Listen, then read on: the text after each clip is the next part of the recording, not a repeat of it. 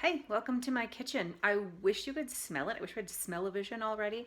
I have this beautiful pot of soup on the stove. Oh, just so good. Maybe I'll put the recipe on the website for you. We have tons of recipes on there. They're really good when you invite a neighbor over to eat, which is what we're talking about this week, how to eat with your neighbor.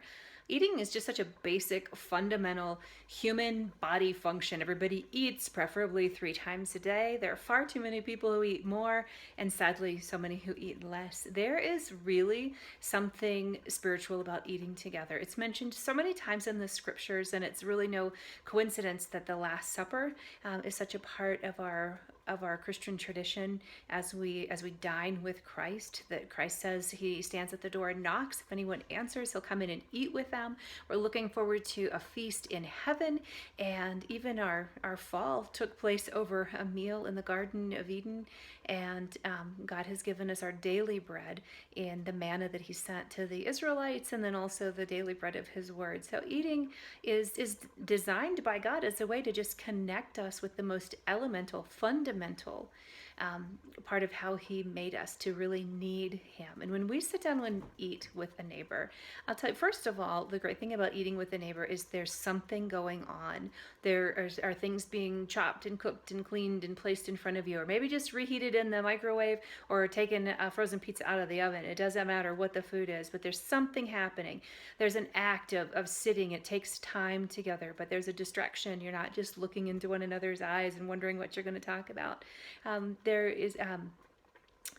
There's something just so delicious about the conversation over a meal. And so I just encourage you, just give it a shot. This might be one of those things where you just have to say, yeah, I don't get it. I don't understand this lady, but she told me to eat, and so I'm going to eat with somebody. So just give it a shot. But you know what you have to do before you eat with a neighbor, and invite them into your home and offer them some sustenance, literally sustenance in the form of food that could lead to spiritual sustenance. But before you do that, you have to get over your fears and excuses.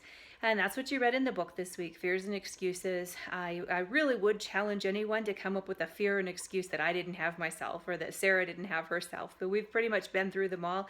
If you have others, please share them. I'd like to hear them. But the thing about my fears, maybe the thing about your fears, is that they were legit. I really just had to face them for what they are and say, you know what? I don't have time. I don't have the answers.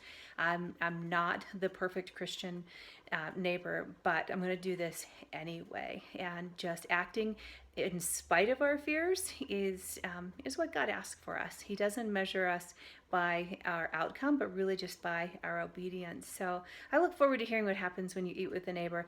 Love to have your favorite recipes too. I'll put the link below the video here so you can check them out on our website. Do share them, because there's just something about it. You tell me when you discover what the secret is.